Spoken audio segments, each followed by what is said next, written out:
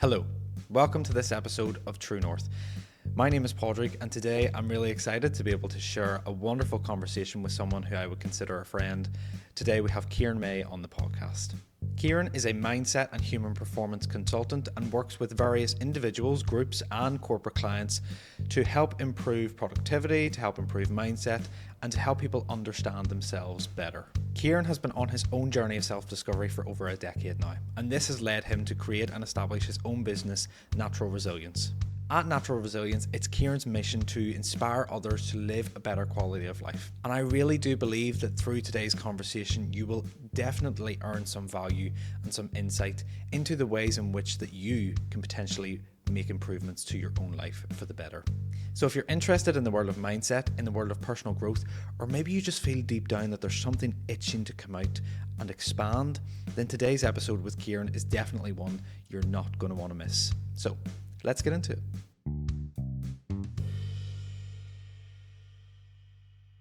First of all, Ciaran, welcome. Thank you. There's a lot I really want to delve into just to get us started off.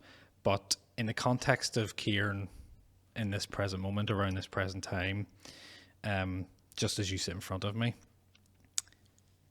explain to me in your own words, if you can, what it is that you do, who you are, and why you do it.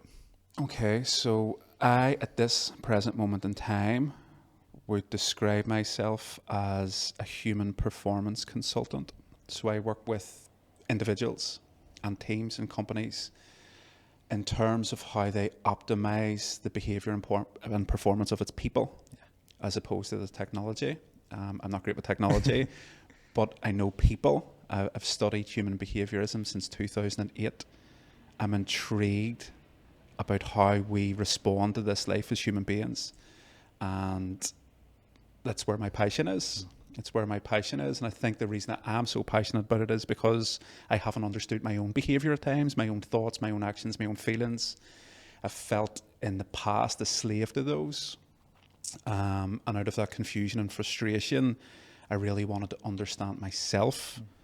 And when I started to do that at a deeper level, and I would never be as egotistical to say, I completely know myself. It's a lifelong journey. But with each time I take off a layer of my own psyche, I feel as if I'm in a better position to then teach that to others. Yeah, and that's obviously given you all that experience in the background. Yeah. And why exactly is it that you want to do all that you're doing that?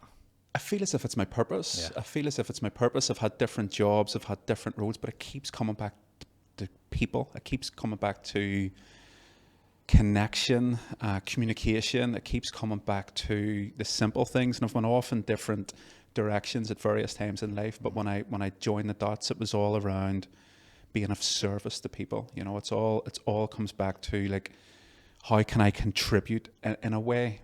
And I think I feel as if I'm in the flow when I'm doing that. At other times in life, I've went off in different directions, and I felt as if I've been swimming upstream and get tired. And the reason I do it is because it feels right. There's something at a deep level that feels that I should be doing this. Yeah.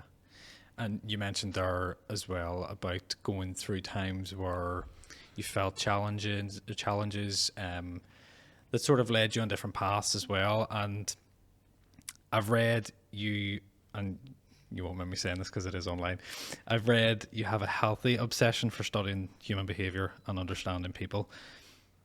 And that healthy aspect of it really intrigued me. Why is it a healthy obsession? Well,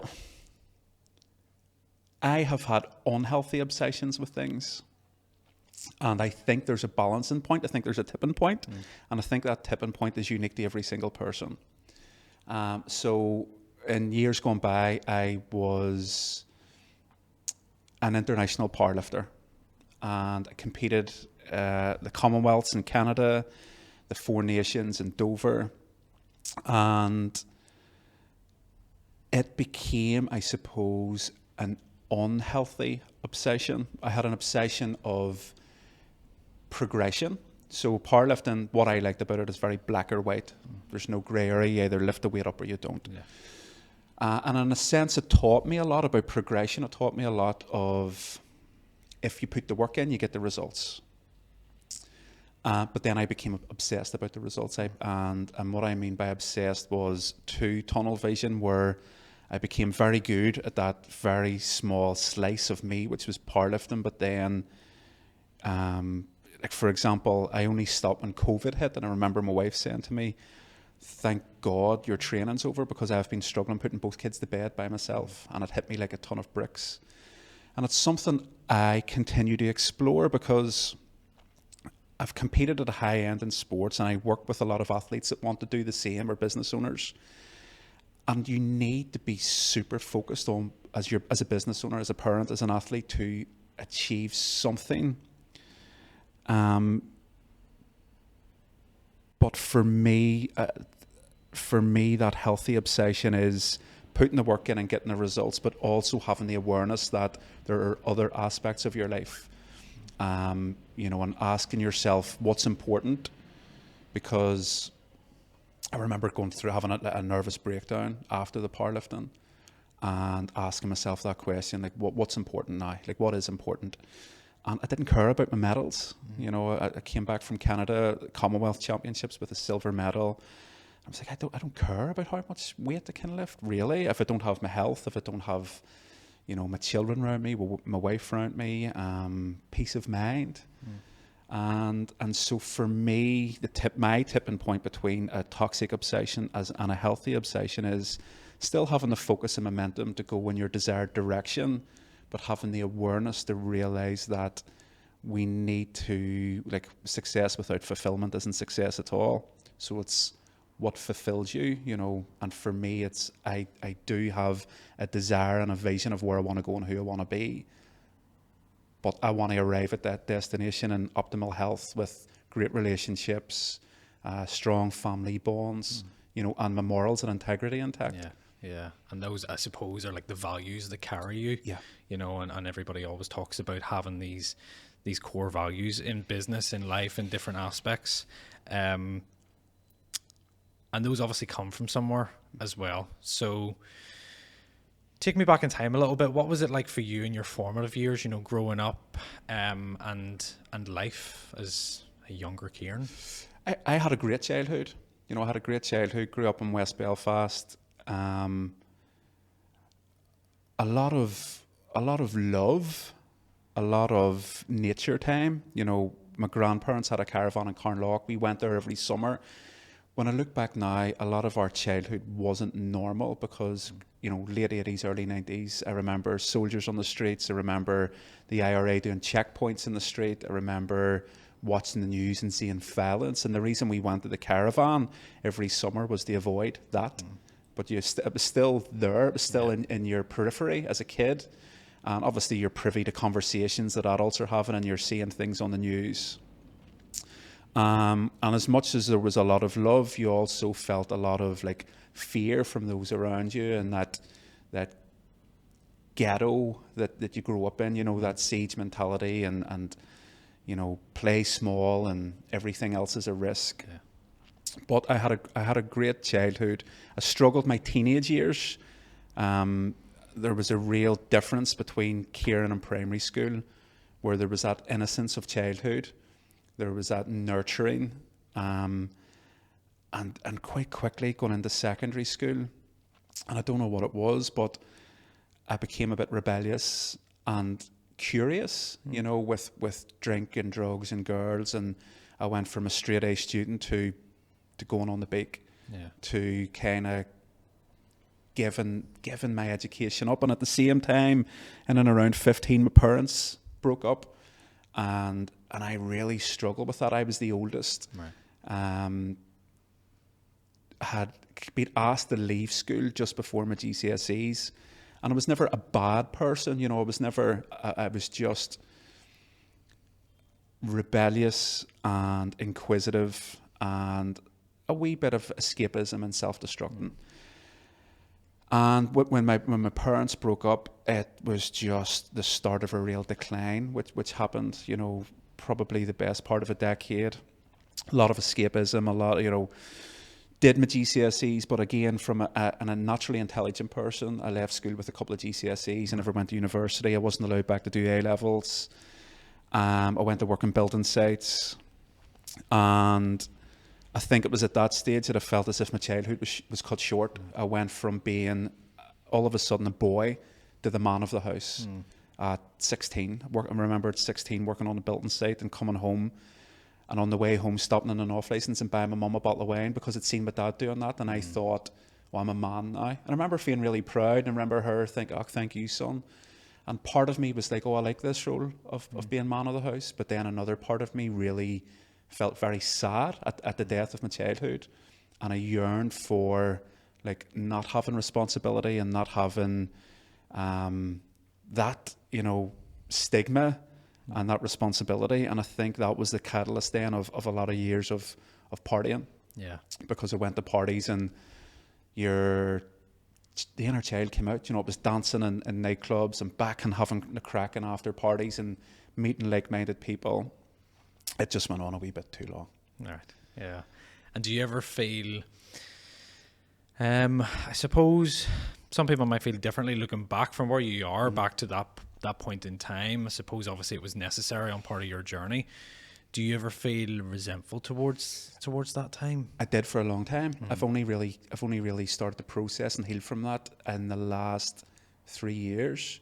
I carried a lot of anger, a lot of resentment, and at times I dealt with that in a healthy way. I went and trained in boxing clubs, and I remember getting that frustration out of me and moving it. At other times I dealt with it, self-destructively, excess alcohol, drugs, self-sabotage. That's something I've only made peace with in my late 30s, is that time, because it, as much as I think sometimes you look back at your past through rose-tinted glasses, and there was loads of amazing times, there was loads of great parties, great conversations, great fun, but there was also lots of pain and anger and frustration and feeling lost. And when I kind of reflect on it, and I've made peace with my dad as well, and it was kind of his own journey, but I felt from that period, from about 15 till probably mid-20s, I went through that journey from going to like boyhood into manhood, and it was a tough journey, and I felt as if I didn't have guides, and I felt as if I was going through that journey as a boy without a map. And that's, I think, why I was drawn to the older lads. And the older lads in the house in the States maybe aren't the best lads to hang around with, And I think when I was starting my carryouts and that with them, I actually looked up to them.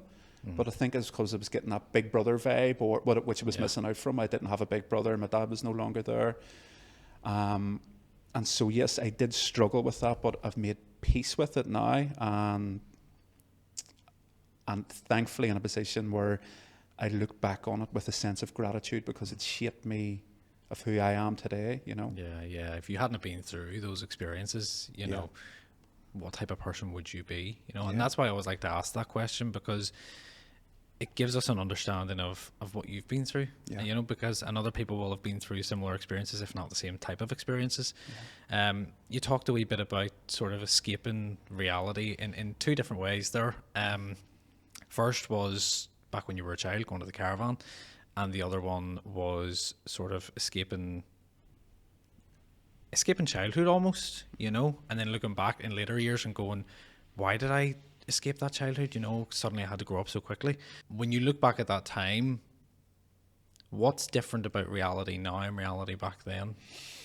I think at that stage of being a teenager, your reality to an extent is dictated by your parents and school teachers. I think when you're an adult, you can have responsibility for your own reality. And this is why I'm so big into personal responsibility. I think now at this stage, if in my home or in my life something needs change, well, I can't escape. I've two young kids, something needs changed. And so what needs changed is usually something that I have responsibility over, in terms of how I react to it, or why is it causing me frustration or anguish. And I think that's probably the maturity that we gain as we go through life, in terms of, okay, my marriage needs work done on it, okay, well, I need to take responsibility to create space and time for that, or to have an uncomfortable conversation. Okay, well, I've been busy in my business and I haven't done the school pickups this week. Okay, I have responsibility to do that. And I think as you get older, you need to escape less. You need to take responsibility for your reality, that you're creating more. That being said, I suppose some people might view it as escapism. But for me, one of the things I like to do is to escape in a way. I like to go to a forest and, not that I work from there, but I take a day off and spend the day in the forest and light a fire. And for me, it's taking responsibility in a way, because I know that in the past I've really suffered with stress. And for me, it's like, you know, when I did powerlifting, I got a sports massage once a month, not because it was sore, because it was like preempting, should I ever be sore? Whereas with the forest, for me, it's preempting, should my mind ever go 100 miles an hour again. At least it keeps the lid on top of it, you know. Keeps you sane. Keeps me sane. Yeah. And what role has nature played in your life? The biggest role than anything. Nature has been my greatest teacher. Nature for me is the greatest school on earth. I have such an affiliation with nature, and any time I go to that forest, I feel like I'm home. I feel like I'm home. Every lesson I've learned in terms of self-development has all come from nature. It really has. My happiest times was in Carnlough, was jumping off waterfalls, was playing with Paul and Paggio, and you know, all those great times. But in these last few years, nature has been my biggest teacher. It's been my greatest healer, my best companion. I've just learned so much from observing nature. Just observing like the cycles of life, the tides of the sea, the seasons of the forest, you know, the fact that every plant grows to the best of its ability, but it doesn't compare itself with that plant. You know, the persistence and resistance of roses that grow from concrete and trees that need to adapt to continue their journey. I've just got so much from nature, and I will continue to use it as my school. Yeah. And you did touch a bit there upon that sort of image of the plant or the weed growing up through the crack in the concrete, you know, and the rose growing up through the concrete. And I want to just sort of move into, I suppose, your area of expertise at this moment in time, which is your business, Natural Resilience.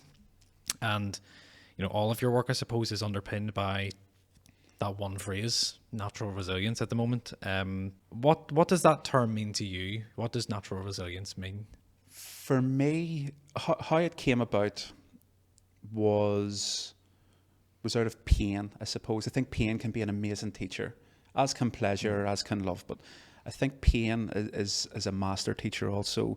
There was a young kid that I was working with at the time, and he tragically took his own life at 19. And I actually only knew him a few short months, but he had just a profound impact in those couple of months. And in and around the same time, a couple of his friends done the same thing, all from the same housing estate. I was like, what's going on? And it was at that point I actually started to develop gratitude for all the pain I had been through in life, because I realised that by not hitting the exit button, I had developed character and resilience. I was like, these kids need to know that you sometimes, like, there's an impermanence to everything. This too shall pass. But you need to have the resilience to get through the turmoil at times. And I think that can be developed. So I used to bring them and do sea swimming, or we used to run around Wallace Park in our bare feet in the snow. And it was about choosing discomfort. You know, it was about choosing discomfort so that when it comes and you have no control over it, you're better equipped to deal with it. And then natural resilience was born, because it was like, how do I do this on a bigger scale? And so for me, it means my own personal perception of it is nature, you know, and working within the seasons and natural laws that are evident in nature. But you fall into the trap of thinking, oh, this is all perfect and life will be perfect, not realizing that there's going to be obstacles along the way. And it's resilience that will get you over the obstacles, through the obstacles, around the obstacles. I think it's an amazing human characteristic. I think resilience is one of the greatest traits a person can have. And again, there's a tipping point to that. When I look back at my dad, he was probably too resilient. You know, the thing with resilience is, like, when I worked in building sites, 16, fresh-faced boy, well, very, very quickly I developed calluses on my hand. I think when you're emotionally too resilient, it's okay to get through grief, for example, but when you become too emotionally resilient, you can develop calluses on your heart. And I think that happened to me before as well. I was diagnosed with PTSD. I really struggled to feel any emotion at one point in my life. So I suppose, again, going back to awareness and balance, I think in today's society, why resilience is so important to me is we live in the most comfortable era ever in history, in recorded history. We take a shortcut for everything, you know, from chopped onions instead of doing it ourselves. We're blessed. We go home and you hit a button on, you have the heating, with refrigerators, we have, our TVs are bigger than our bookshelves. We're so comfortable, yet the studies are showing that anxiety, depression, stress is at a chronic level. And I find that difficult to comprehend. And I think we do need to seek out a bit of discomfort, and we need to reconnect back with ourselves, and we need to get into nature more. And yeah, it's just something that I feel for me, again, is just part of me, my purpose and my role. Yeah. And you touched upon a few things there as well, which, I mean, it was just when I was driving in here this morning, and I was driving past all these, you know, teenage kids standing at bus stops getting ready to go to school and get on the bus. It just clocked in my head, and I thought, you know what, this is something I'm definitely going to end up talking about today, is this idea of looking down. You know, every single kid that I looked at some point just looked down at their phone, or they were just constantly down on their phone. And in a sense, I suppose that's the reality that generation lives in now, you know, completely different from maybe what you experienced in those years. You know, in one sense, you were escaping reality in one way, and they're escaping reality in the other way. You know, we're walking, especially here, and I don't know if you've noticed this, you know, when you're out on a walk, you know, I'll be over at Shaw's Bridge on a walk on my own sometimes, or with Amy, and you sort of look up, and you go to smile at somebody or say hi or morning, whatever it may be, and most people are walking with their heads down, you know. And it's in a sense, I suppose there's a lot of work that needs to be done there for people who are experiencing that. I think in 10 years' time, there's going to be clinics to treat that as an addiction. Yeah, I think it is the big addiction at the minute, you know, the dopamine addiction. And it breaks my heart. And I run my business off my phone. I'm not saying by any stretch of the imagination. They're wonderful tools so long as you're using them and the phones aren't using you. That's the difference. We can gain access to phenomenal information. You can read one book on your phone that will change your life. But if you are constantly a slave to the dopamine hit that the phone gives you, what are you missing when your head's down? You know, you're missing life unfolding in front of you just to aimlessly scroll through social media. And I've been there. You know, I felt when my business started, it was like, oh, there's another notification, there's a message. Thankfully, I had to take responsibility for that, and I have them all muted. So if social media muted, when I put a story up, you can't reply to it because people were just sending memes or GIFs or emojis, and I was like, well, I don't want to communicate. There's no conversation. No conversation. Yeah. And I think somebody that's so intrigued by human behaviour and how we communicate, like, you can tell by just observing somebody what they're thinking and what they're feeling. You know, they'll give it away, and they say like only 7 or 8% of our communication is actually verbal, but they'll give it away in their body language and their tonality and all the rest of it. But we are losing that, as a society, because of how we're starting to communicate, which is through emojis. And funny, one teenager I was working with, he was in the depths of depression in a room which he didn't open the curtains of, a dark room, but he was putting into his group chat like laughing emojis. So all his friends assumed that he was having the time of his life, where in actual fact, in his head, he was going through hell. But if he had have been with them, you know, physically, as opposed to just a group WhatsApp, they would have picked up on it and ideally have said, are you okay, or is what's going on? So we'll have to be very careful. We need to control that. It's a great tool to connect with family in the States, or, you know, to maybe voice note when you're driving to say, oh, I'm coming home now, or I'll do the school pickup, so long as you're in control. Yeah, you know? yeah, I think you're absolutely right. You know, there's nothing wrong with using, you know, especially social media in today's world. You know, it's such a big tool. It's probably one of the best things, especially for businesses to use, but you don't let it dictate your life. You know, you set the boundaries, and I think that's one of the biggest things as well, is it's just boundary setting in every aspect of life, you know. And I suppose that's probably an element of resilience as well, setting boundaries too. I would be, in this day and age, I would be very firm with the boundaries I set in terms of, people might think I'm rude, you know, because I am quite stringent with who I spend time with, what conversations I have. And the reason I'm so stringent with it is because in years gone by, a people pleaser, you know, I would have stretched myself too much, said yes to everyone, thought I had to do everything I was asked and do everything I was told, helping people, but then going home to my own family exhausted. And for me, it just didn't make sense again. I was like, well, I've helped this person today, and I've drove here for them, and I've done this, and I've said yes to that person, and it's now 6 o'clock, and I've went home to my own wife and kids, and they think I'm grumpy because I'm exhausted. And so I had to get very good at setting boundaries, and it's something I think, you know, for me now, one of the most powerful words you can say is no. Is, you know, no, I'm not doing that, or no, I can't do that, or no, that doesn't align with where I want to go, or who I want to be, or what I want to do. And if the person reacts to that in a negative way, well, so long as you've communicated maturely, that's their problem. Yeah. But I think boundaries are it's a form of self-respect and self-love. If you truly value yourself, then a boundary is just a porous thing to protect your energy. You know, that's it. So if you love yourself and respect yourself, you have to have the boundaries. Yeah. And self-image is probably a big thing that you get working with, you know, clients or at group events and things like that. I'm sure that's probably an aspect of what you talk about as well. And you do work a lot with other businesses. You work with groups, you know, whether that's private functions that you do. I know in the past you've worked with one-to-one clients, and you sort of still do at times. You know, would you say that self-image is probably the biggest challenge, or do you think there's something else that's sort of a general challenge that everybody faces? Well, I think self-image, what is the image of the self, you know, but to really explore your potential, you need to know what the self is.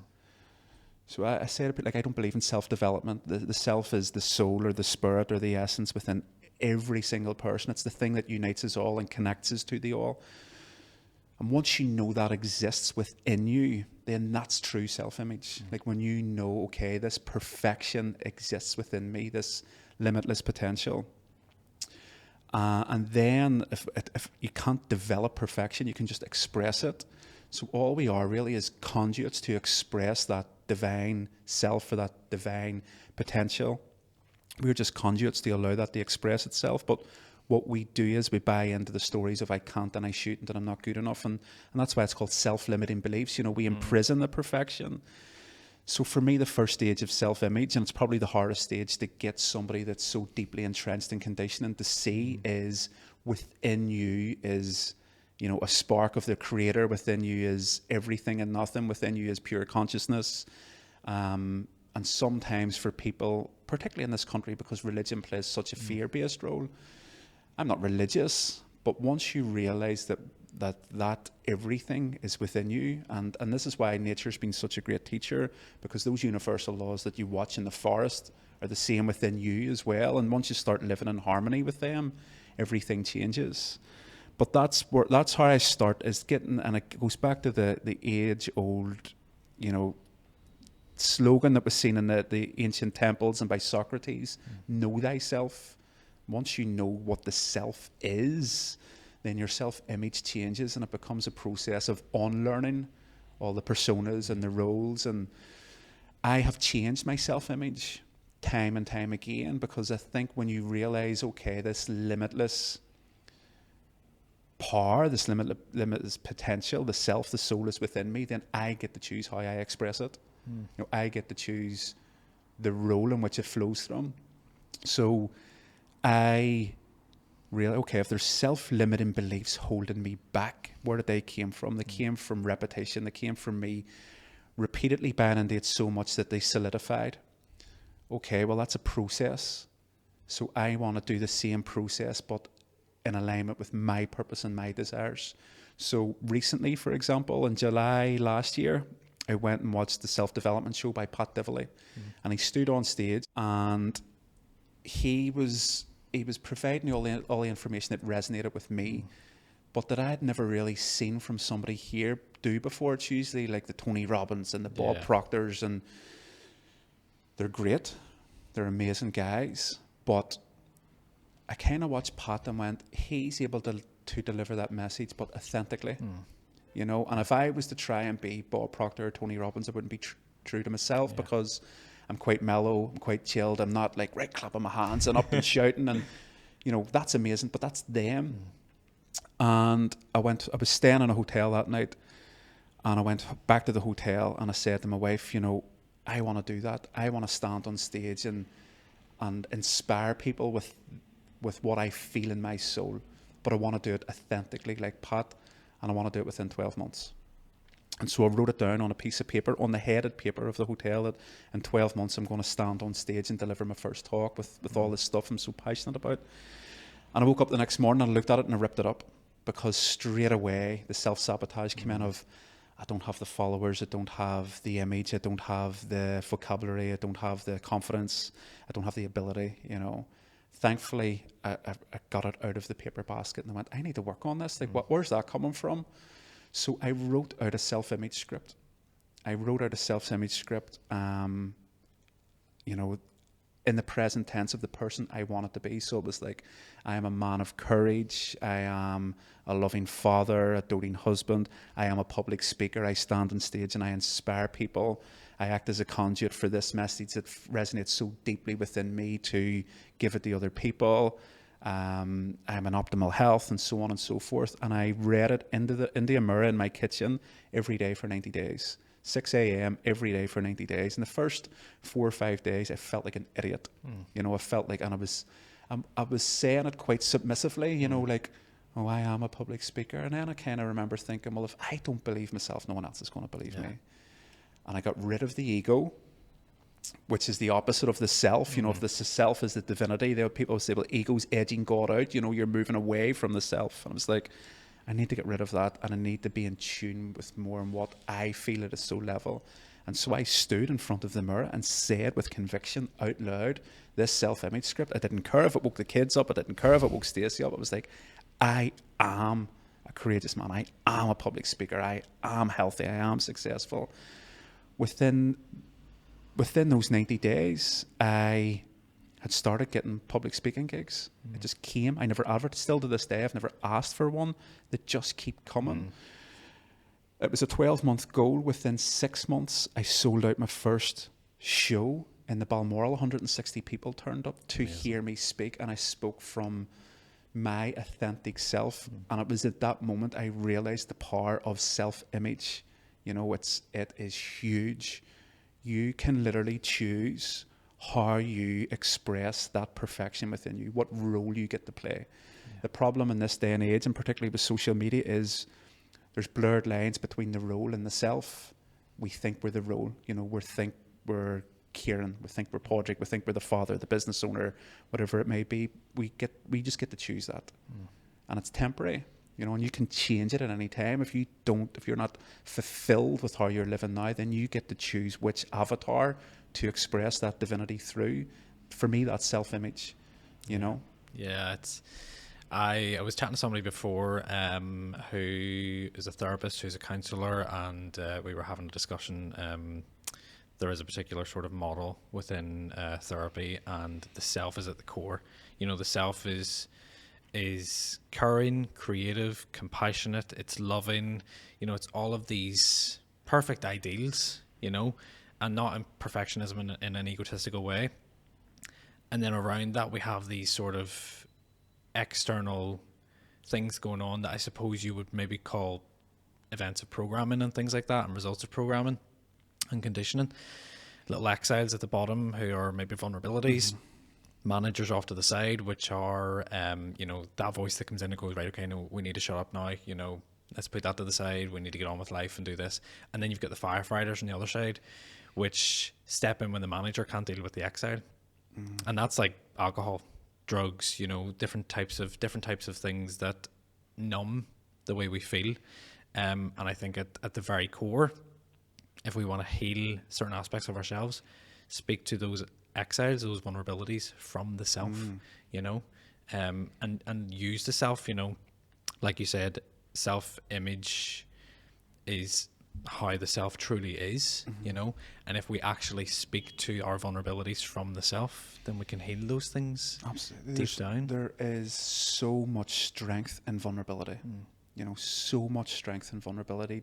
I heard a great quote recently. It was, there is strength in vulnerability. To be vulnerable is to be human, and to be human is the greatest strength of all. That's so powerful, Yeah. And this is the thing with the self or the soul. We know it's there. We know it's there. It's like the wind. You can't see it, but you feel it sometimes. Like you feel things inside so deep at your core that you're like, okay, like life's amazing, But yeah, it's all once you get to know that you're just more than a mere mortal. Everything changes, I suppose. Yeah, I think reflection and going deeper into those vulnerabilities. I was talking with Paul about addressing those vulnerabilities is probably one of the most powerful things that you can do along your journey. And that's why you call it self-reflection. Yeah, it's the ultimate tool. Like, who are you looking back at? What the self doesn't have the vulnerabilities. The vulnerabilities come from, like, yes, there's loss and there's heartache and trauma. That's generally to do with attachment. Like, if you go really, of course, we're here for a physical experience. We're here for a human experience.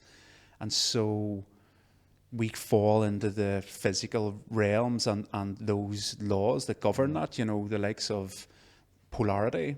Yeah. If pleasure must exist in love, then so too must pain and suffering. Yeah.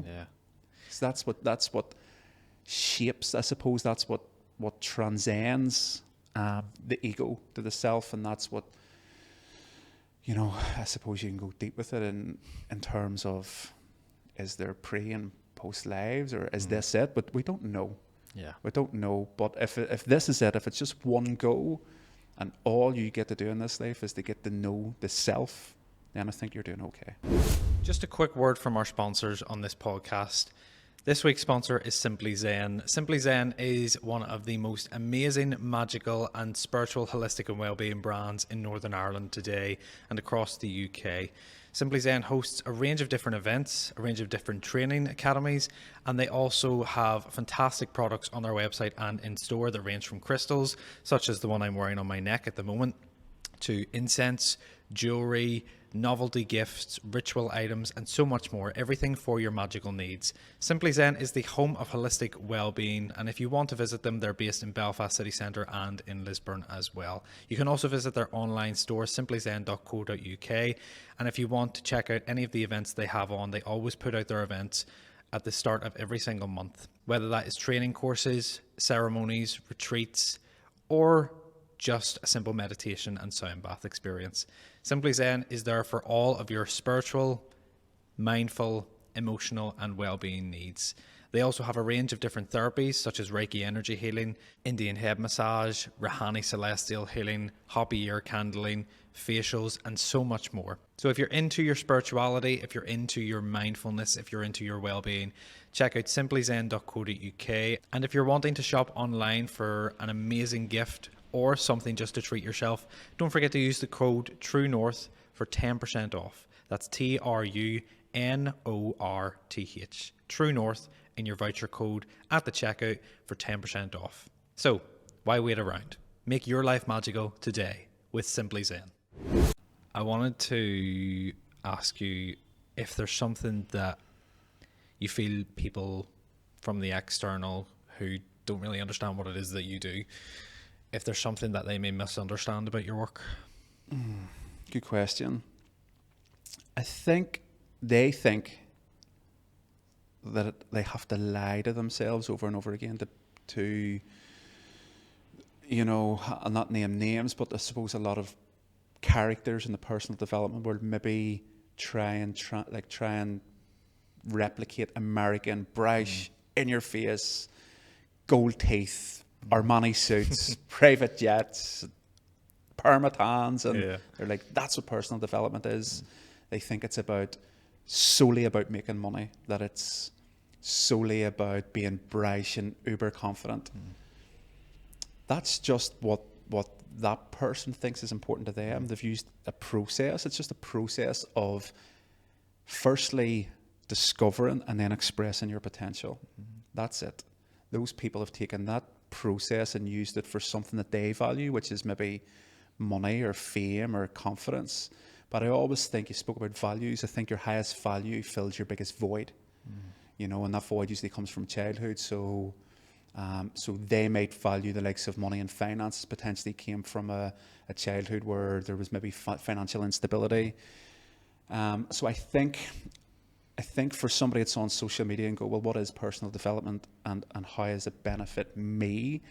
Because I don't want to be scooting about sunbedded out and in a suit 24/7. Well, that's all it is. It's just about discovering your potential and allowing you to express it in alignment with your personal purpose, your personal unique core values, and your own personal desires for life. Yeah, you know, it's just getting to know yourself a bit better. Yeah, and your values. And your values. It's that's what personal development is. It's getting to know yourself. You know, it's just getting to know the self and allowing it to express. Yeah.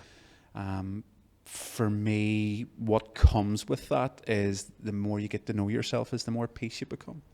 You know, the less anxiety, the less stress, the less worry, the less, you know, feeling lost. It's because you're starting to get to know yourself. And balance and finding balance as well. You spoke to me earlier before we started recording about sort of the way your week is sort of consisted, and you find that time during the week to just be in solitude in the forest, you know, that place of nature and that place where you can just be you know, and just reflect and observe and just be at peace.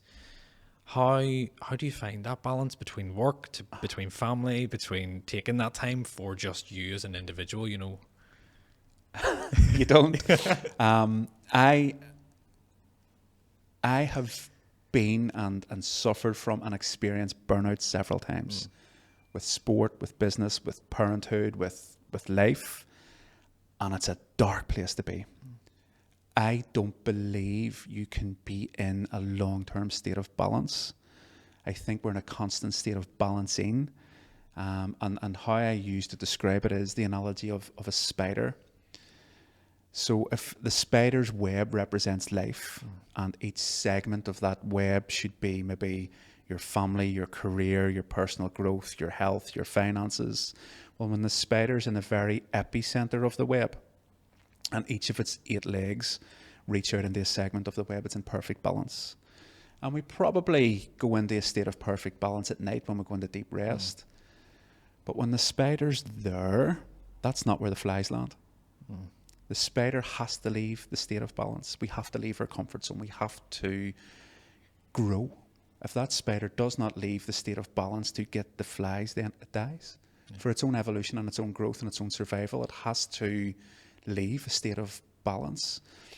And what we realize is that when the spider goes into a certain part of that web, so say for example that part of the web represented business, as it goes into that part of the web, it's given off silk. It's strengthening that part of the web, and we know that through the expressions such as where focus goes, energy flows. Where I have been previously in my life is that I've went into a part of the web, be it powerlifting, be it business, be it kids, be it self-development, and realized that part of the web was strong, And I thought that the opposite part of the web was weak just because it didn't have as much energy or as much silk. And then I would have got guilty. It was guilt. Oh God, I've been neglecting my kids while I'm working. I've been neglecting my wife while I'm doing sport. But for me, balance is just a long term. It's a journey of life. It's having the awareness to realize, okay, I've put enough silk in my business this week. I have put enough silk in this part of hobbies. I've put enough silk here. I just need to turn around and give a bit more focus to the opposite part of my life. If things have been busy, I need to put a bit more focus into rest. If I've rested too much, maybe I need to put a bit of focus into my work. And once I started to embody that analogy or that outlook on balance, I still get stressed at times, but I haven't hit that rock bottom burnout. Because I've had the awareness of thinking, okay, I need to bring the spider over here, or I need to bring the spider down there. Yeah. And I suppose it takes that bit of stress off you as well when you're thinking it's okay to focus on a particular area, because at some point I'll need to focus on another area anyway. So I think for people listening as well, that might be something nice to hear is, okay, well, there is no such thing as long-term sustained balance. I'm not going to be in a state of equilibrium all of the time. Yeah. And nobody is. Like you said, we're human beings. We get stressed, we get anxious. But in those moments when we feel like we're leaning into that too much, we can turn around and go, okay, well, what am I lacking that I now need to focus on to bring that balance slightly back to the core, to the center, And I think the key is not to have guilt about it. It's not... Guilt's huge for people. It's guilt's an assumption that you've caused more negative than positive. But it's a low vibration and emotion that really keeps us stuck on the web. And it's just to realize that we have the ability to move the spider to different parts of the web. And it gives you a lot more control over life, and control over your emotions and your ambitions, and also takes the pressure off. It really does. Yeah. In your previous experience of working, I know at the minute you're doing a lot more events and sort of group work, but in your experience of working one-to-one, how does that differ to those events? Is it of course it's a lot more personal, but do you find that there's more of an opportunity to sort of create an effect, or are the events sort of more an opportunity for you to dip people's toes into the water and then that ripples out? I think both are necessary. I think at one point in my life, if you had asked me to disclose my vulnerabilities, I would have seen it as a weakness. I wasn't strong enough to do that, and so I probably would have been more geared towards group work, safety in the group, and also connection, because when you go through a bit of a journey, it can seem lonely at times, and I think group connection is vitally important. Likewise, I think when you maybe want to explore those vulnerabilities at a deeper level and your potential, then maybe one-to-one is the way to go. But for me, it all comes back to personal responsibility. Like, I am acutely aware that I can't express that potential for people. I can't heal them. I can't essentially help them, but I can walk a few short steps with them and guide them and show them in terms of how I live my life.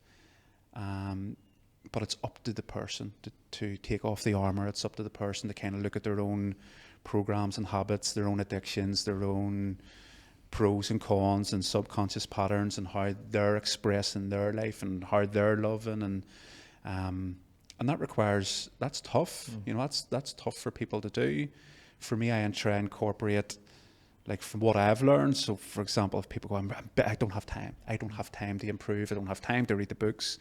I don't have time to say I love you. I don't have time to do this.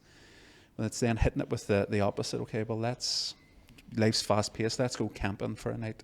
Let's go into the Mourne Mountains and sleep under the stars, where you have loads of space and loads of time.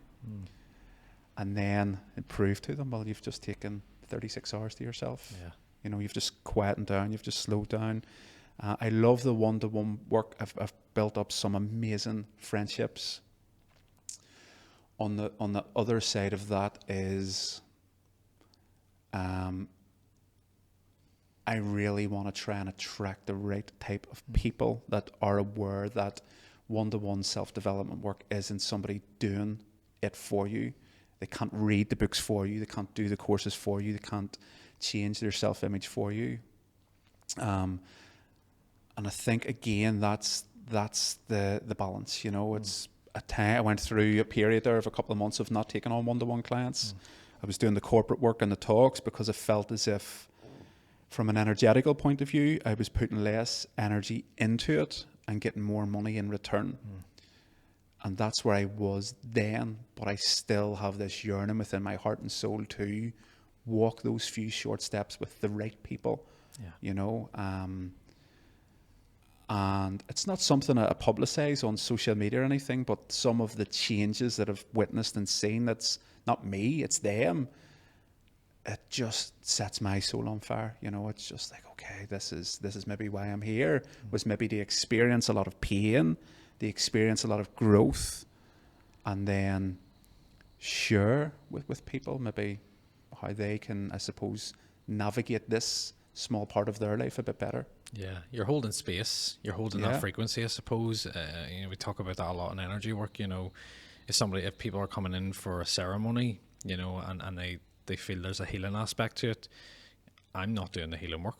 You know, I'm holding the frequency, I'm holding the vibration, and you're doing the work along with the energy, of course.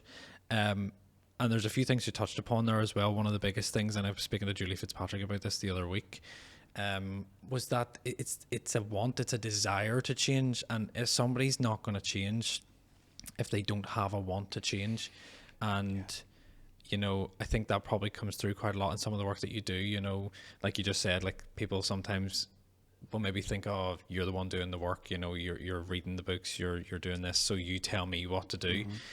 And that's great. You know, you've obviously done that in the past, and we all do it. Anybody that's gone through any type of coaching or mentoring, you read the books, you do the work, and then you put those lessons and that knowledge to practice, and you take action upon it. And there may be some people out there that think that you're the one doing the work for them, when it's not. It's them doing the work and needing the change in the background, but you have to want that change. I mean, even with the reading of the books, like, knowledge is only potential power. You have to actually embody what you read, you know, what you learn. You have to practice it first and foremost. And like, I have signed up, and I'm very, very aware that I'm a student of life, you know, and I'm not egotistical enough to think, oh, I'm a mentor, I'm a coach, I've got it all figured out. I can only kind of really teach people what I know or what I've experienced, because there's a difference between just reading a book and actually saying to someone, well, here's where I've embodied that, and here's the changes I've made in my life or business through embodying this practice for 2 years, 3 years, 6 months, whatever it may be. I heard a great quote recently that a coach can only take you as far as they've been, you know, and I've only been a few short steps, but thankfully I have the awareness to realize I'm still a student, and I'm a vivacious student. You know, I love learning, I love unlearning, and I'm really excited about what the future holds in terms of that. You know, like what's yet to come. Exactly, it excites me, and that is a huge change for me, because I went through those teenage years and into my 20s with a real trepidation about the future. You know, a real nervousness. Suffered very bad with anxiety attacks, was on medication for anxiety, and had a fear of what the future holds. Whereas now I look forward with a real sense of, wow, like awe and amazement and excitement, and that has been from getting to know myself. Yeah. And how can somebody who's maybe in that position that you've been in get to the point where you're at now? For me, it's... darkness is necessary. You know, a seed grows in the dark. We will all enter the darkness throughout our life, you know, and that's your turmoil, that's your pain, that's your trauma, that's your loss, that's your grief, that's all those things. And I would say to somebody that's in that position that at that point in their life, they can see it as a lesson or a blessing or both. And all they need is just a wee bit of hope. That is the hope that's almost like a wee chink, allows that light to go into the seed. and use that, self-reflection. If what's got you into the darkness, why are you there, what patterns have played out, what do you need to change? Like I remember for me, it was almost like performing a post-mortem, taking responsibility, stop blaming my upbringing, stop blaming my dad, stop blaming school, stop blaming, realizing that the only person that's going to change your life is you, because you are essentially the gardener for that soil and that seed. You get to choose what to put in there, and when you do, things start to change. I think trust and faith is a big thing. A lot of people think, okay, well, I've got up and had a morning routine for 3 mornings. I'm not a millionaire with a 6-pack yet. But you don't plant the seed and watch it every day. You plant the seed and you water it every so often, and you have trust and faith that what will come of it is what you planted. Yeah. So yeah, for anyone that's thinking, well, how do I go about that change, is acceptance. Acceptance that if the darkness exists, then so must the light. And it's just nothing changes. If nothing changes, what do you need to take responsibility for in order to get back into the light? That's it. Love it. One thing I want to talk to you about a bit is this idea of goal setting. I know we sort of touched upon, this self-image, power life script mantra that you would write in the morning, even journaling is sort of an aspect of that. And I know some people find it hard to even think of a goal. I know a few people in my life right now, whether they be clients or whether they be people that I love and they're maybe feeling stuck, don't even know where to start, and the importance of goal setting and having a goal. Talk to me a wee bit about that. Goal setting is vitally important to express yourself to your fullest potential. My view on it, my interpretation of goal setting is this, that when you know your purpose and when you have a clear vision of where you want to go, that's a path from A to B, purpose to vision. And the goals become stepping stones to success. And it's like they're absolutely necessary, because it's like a ship leaving a port. What is my purpose for taking a risk with Simply Zen? What is my purpose for becoming a parent, a business owner? Like to go out into the world and grow, to grow is hard at times because it's uncharted territory. Yeah. And this is why sometimes anxiety and fear is good, because it's a indicator of growth. If okay, well, I'm going here because of this. Yeah. But if your ship leaves a certain port, if your ship leaves the comfort zone, and you're like, okay, I'm gonna see what my potential is. I'm gonna explore my higher self. Then at some point leaving that port, you're going to go into stormy seas. You're going to go into the open water. Things are going to get scary. You're going to go off course, and we go off course very easily in our day-to-day lives with distraction, with other people's opinions, with social media, with commitments. But it's our goals that act as those stepping stones, that when you go off course, you go, okay, I remember what I need to do. What's my soul path? Yeah. And for me, a goal takes you back on to that alignment between purpose and vision.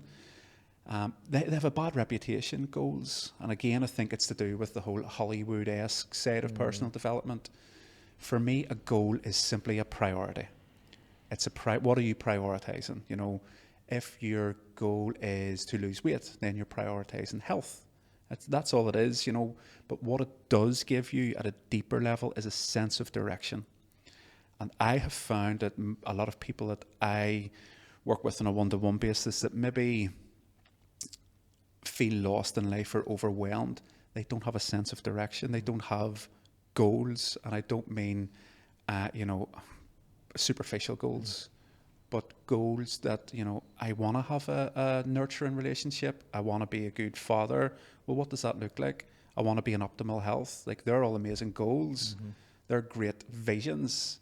But then you need to reverse engineer that and have the stepping stones that actually keep you in alignment with that.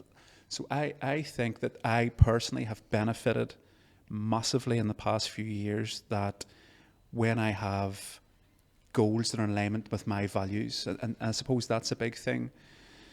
There's a method called the DeMartini method that works out your core values. And as I went through mine, I realized that business growth and self-development were quite high. It filled my biggest void. I grew up in a house that was financially unstable, and at times you didn't have that security. So it's a big thing to me. For me, it means safety and security and being able to provide. And health was on further down. Since I stopped powerlifting, that aspect of health went down. My values, your values change. Yeah. And in January, I set a goal about going back to the gym. And where my office is in Lisburn, there's a gym, like a 45-second walk. And 3 days that week, I brought my gym gear into work and didn't bother my arse going to the gym. I did emails and stuff.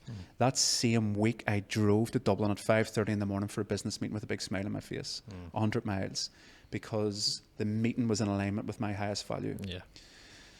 My lower down value of going to the gym, I seen it as a chore.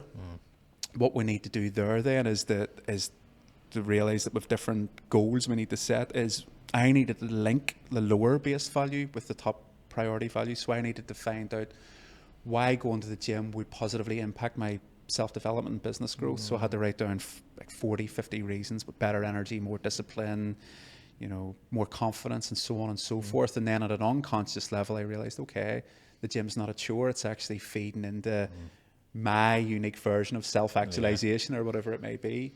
But goals are keep you on course for the life that you want to live. If you're setting them true to your values and alignment with your personal purpose and your own vision. Yeah, it has to resonate. You can't set goals on what other people's expectations are. You can't set goals, I want to look like this person, or I want to be as successful as him, or I want to sound like her. That's when goals get a bad name. Yeah. But that's not a goal, that's comparison. Goals should be in alignment with your purpose, your own personal vision, and in accordance with your personal values. Yeah. And that's the flow state. That's the flow when you've got your purpose here, your vision or your vision of your higher self over here. Your values, and your programs and your behaviors, and your goals just keep you in that state of flow.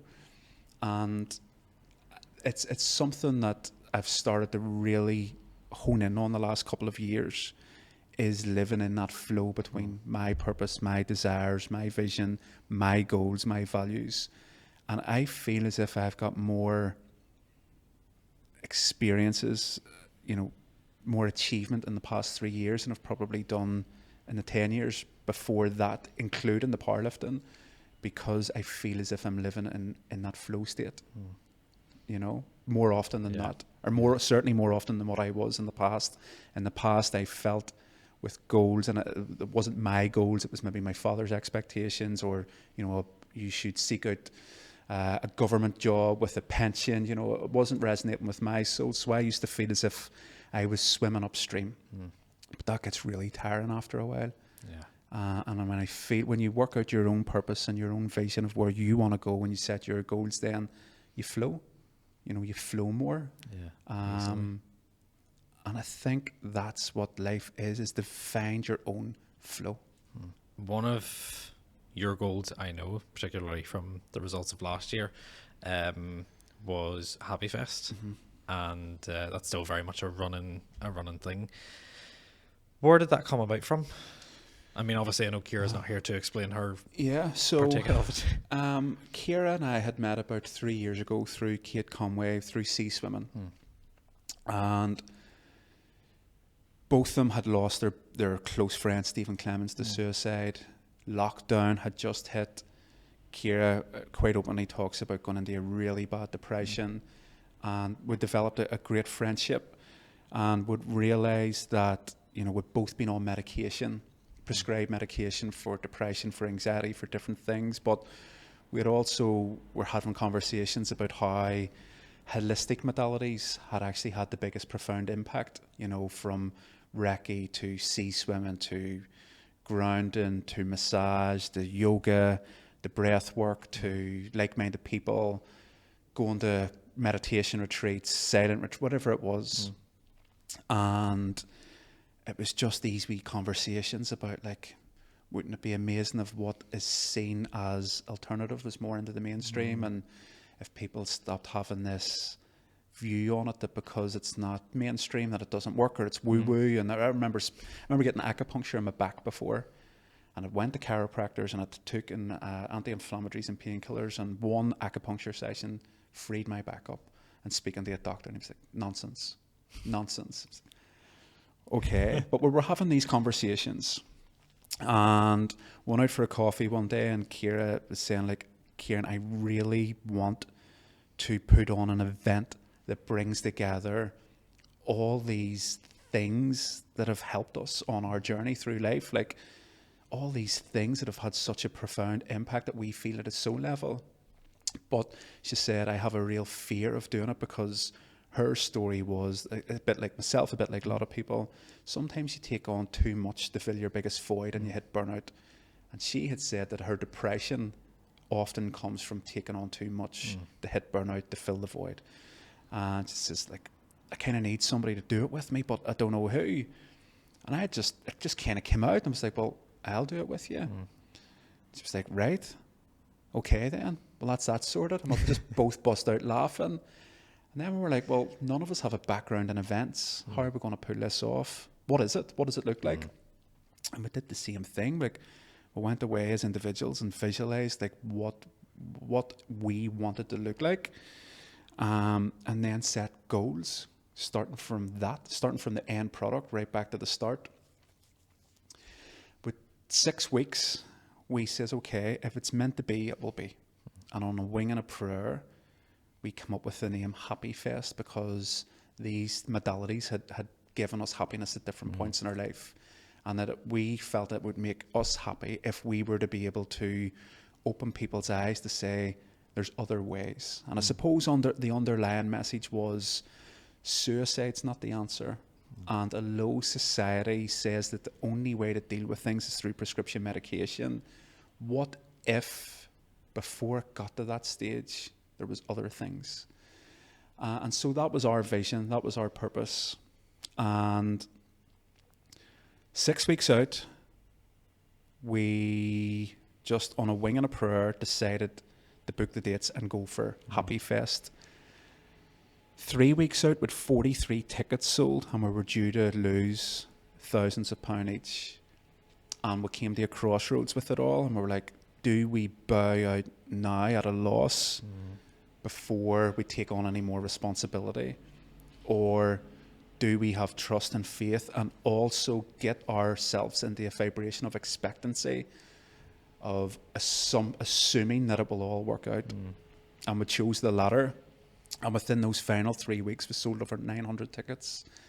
And I remember sitting on that day thinking, what the lesson I got was a utter belief and faith in the universe, that when you do have the faith and trust, and when you do set goals in alignment with your deep purpose and your true desires, then it happens.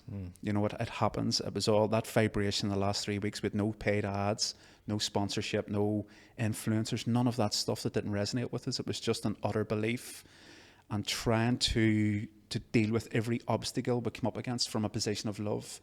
And it just unfolded. It just happened. And it's one of the things in my life that I'm very, very proud of, you know, to play. I think particularly in Northern Ireland, you know, when you look at like the likes of generational trauma, of which there's a lot of, and prescription medication, I suppose, ties in a lot. Even with that, there's studies done to say that per head, we're the biggest consumer of the likes of diazepam because of generational trauma. And, you know, my grandmother, for example, has been given diazepam amongst other medication since the 80s. You know, it's never been kind of, oh, do we need to readdress your dose? It's you grew up in the Troubles, here, take that. But there is something wonderful happening in this part of the country at the minute. Is it an awakening? Is it a shifting? I don't know. But I think Happy Fest played a small part in that one day last year, where it brought 1,000 people together from all backgrounds, from all religions, all colours, and it was a colourful day. You know, it was friendly, people were smiling, and we're in a lucky position because we have been into this for a few years and we know the benefits. But there was a lot of people there that were sceptical, and a lot of people that were on the fence. And it just opened them up to a new way of, there's people like this that live in, that don't sit in pubs all day to drown their sorrows, or that don't go to drug dealers to ease their pain, or, you know, like, it's just, it was wonderful. This year, it was meant to be a one-off. It was meant to be a one-off event. And we both went on our separate holidays after, just to decompress, and we came back and spoke about the legacy of it. Like, okay, well, there's a thirst for this. Not only is there a thirst, there's a need for this. So how do we express this? How do we progress this? So we started doing a course called The Pursuit of Happiness, which was a play on words, bringing in different therapists that deal with the likes of previous trauma, to self-image, to, you know, showing people how to map out their mental blueprint. Start doing wellness retreats, and then have decided that this year we're going to run Happy Fest over 2 days. And our aim is to have 1,500 people per day on the Saturday and Sunday, with a vision of making it the biggest wellness festival on the island of Ireland. You know, that's the goal. That is the goal. And true to our values, you know, it's alcohol free. There's bouncy castles. There's a big emphasis on family and children. This year, Festival Manaz coming up to hold a marquee, which is all about empowering females. It's a marquee or a tent for women, by women. So just allowing women to express their femininity and, you know, take off maybe their mother hat for their day, or their sister hat.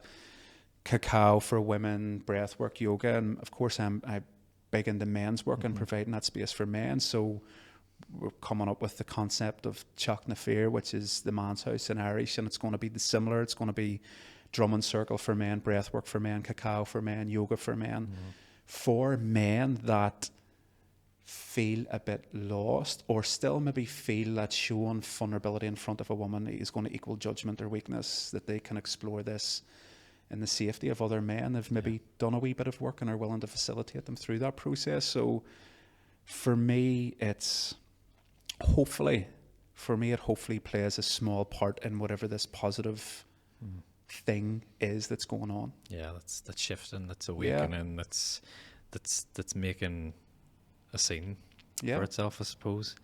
No, I absolutely loved it last year. We of course had a stall for exhibiting last year, and the vibe was just, the weather turned out amazing. It was the weather as well, and it was the weather. I think everything, just like you said, trust in the universe, it just all worked out. Yeah, I remember really hit home with me was about a week after my mum came with her friend Brona, and she says, we have never seen so many people hugging each other. It was just that high vibe all day. It was just everywhere you went was just people smiling. The weather, it was the hottest day of the year. It was just a high vibrational day, which I think wasn't perchance. I think it was all those energies coming together in one space caused that. You know, it created that. I'm very passionate about, you know, being around good people, and that day was 1,000 great people in one space, and I think everyone felt it. Everybody loved it. I don't think there was a bad thing about that day. You know, of course, a lot of learning from us, as I say. No experience in events, just a real urge to kind of use our expertise and limited expertise and to try and showcase this. But I mean, so much improvements that we've made this year, and again in our debrief there'll be so much for next year, and I suppose that's the growth element, and not comparing and stuff as well. But it's with a real, I suppose our goal with Happy Fest is to, within 5 years, have 10,000 people at a different location, potentially Boucher Road playing fields. And for the wellness industry, or the alternative holistic approach to wellness for body, mind and soul, to be the norm by the time that my kids get to 18, 19, 21, that they see it as normal to go to a wellness festival, as, you know, as I did to go to a pub and get blocked at 18. And it's just about trying to play a small part within that shift to normalise wellness. Before we start to round things up, I think you hit slightly on this earlier as well, but right now, this moment in time, and the things surrounding you, what is important to you mostly at this time? I ask myself that question several times a day. It's a book I read by an American football coach. He coached the famous Notre Dame team, and he got them to ask that question on a regular basis on the pitch. What's important now? Because it gets you to the present moment. And he said that human performance has the ability to express itself when you're fully engaged in the present moment. And then he got them to ask it in the home life and in their studies as well. And it's something that I continue to ask myself. For me, at this present moment, is being alive, is living. You know, what's very important to me, I suppose, is my health. Without the four pillars of your physical, mental, emotional, and spiritual health, without that sound foundation, it's hard to build. You know, it's hard to kind of build. So I like to have those in place. My family are vitally important to me. I've been with my wife 20 years next year. We got married at 25 with kids. We've been together we're about 18. And I suppose she has facilitated my journey. She's always been there, always just been there as a rock of support. My children are, without them, of course, like it's, you know, they're everything. And I suppose if you were to ask me to pick one thing, it's just my home, my bubble. My bubble is what's important to me. That bubble I created, that harmonious home of myself, my wife, and my two kids, and our health and happiness. Yeah. I feel as if I have that intact, if I have that strong home to retreat back to at the end of the day, that I can take on anything the world throws at me. Yeah. The last sort of section of this, and I don't know if you know about this, but I call it the magic 3 questions. Okay. So it's everybody gets the same 3 questions. And it's very thought provoking. Okay. I think. I hate being put on the spot. I'm getting nervous now. You'll be grand. Okay. First question is, what is the best advice that you've ever heard? Probably that question. What's important now? As somebody that has quite an analytical mind and that would be prone to being anxious at times, asking myself that question on a regular basis really quietens my mind, gets rid of any anxiety, and gives me the potential to act accordingly, you know, according to what I value. Yeah. Just that one question has changed a lot for me. Just to ask myself, what's important now? Yeah. You know? And do you find, just as a subsidiary to that, do you find that when you ask yourself what's important to you now, that it maybe changes or fluctuates during the day? Of course, absolutely. You know, like I can really bring you back to the present moment. I spoke on stage in Derry the other night and got really nervous. I was like, well, what's important now? What's important now is that I just actually catch my breath, drink a glass of water so that my mouth isn't, that's it. Yeah. You know, it simplifies, because the mind can kind of run into the future and catastrophize things, and like predictive text, that it puts in things to keep you safe. You know, Ciaran, don't be putting yourself out there, play small. It's, you know, you'll not get rejected. And in that moment, it's just all that's important now is that I just breathe and stay calm and have a glass of water. Yeah, and that's it. So of course, what's important now is different within each moment, but it seems to really ground me, that one question, and bring you back to focus. What is the most valuable lesson you've learned in life so far? Probably that getting to know yourself. When I look back at those years of the turmoil within teenage years and early 20s, I didn't know myself. I felt lost. Yeah. You know, I think it's described it earlier as going through life without a map.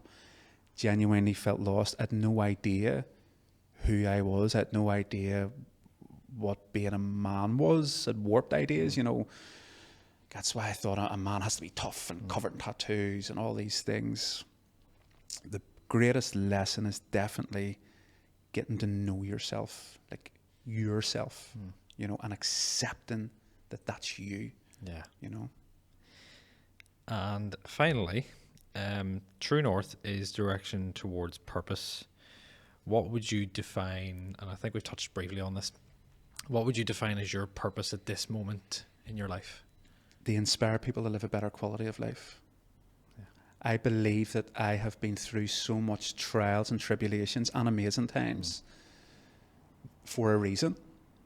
And that I have to use that experience to help people or to facilitate people find themselves, to explore their potential. I truly believe that I have been placed here on this earth in this lifetime to be of service to others.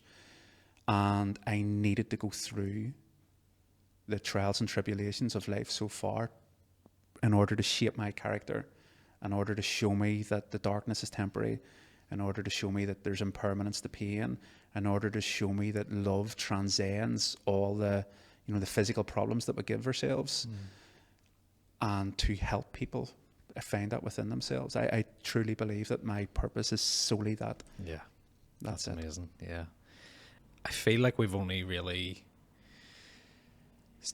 just like your career, scratched the surface, and there's a lot more we could go on about, but we'll leave that for another time, of course. Thank you very much for coming on. No, thank you. Absolutely, it's been a pleasure, and I really appreciate your time. I really enjoyed that because it didn't seem like a podcast. It seemed like we were just sitting here having a conversation. It was the same as when I arrived today. We were just chatting, and it's like we've just moved the chat from downstairs to upstairs and put a couple of microphones and a camera in front of us. That's a credit to you. So thank you very much. I appreciate it. If anybody wants to find out more about Natural Resilience or just Ciaran May in general, where can they find? Social media, which we've touched on. Natural Resilience on Instagram or Facebook, or LinkedIn is Ciaran May. I do have an office in Lisburn where people can come on for one-to-ones. If I'm not there, I'm out and about, on the beach or in the forest. So probably through social media or email. Okay, fantastic. Well, listen, thank you very much. All of the details for Ciaran's website and social medias will be in the description of this podcast as well. And all that's left to say is thank you very much, Ciaran, for coming on board. Thank you for having me. Have a great week, everybody.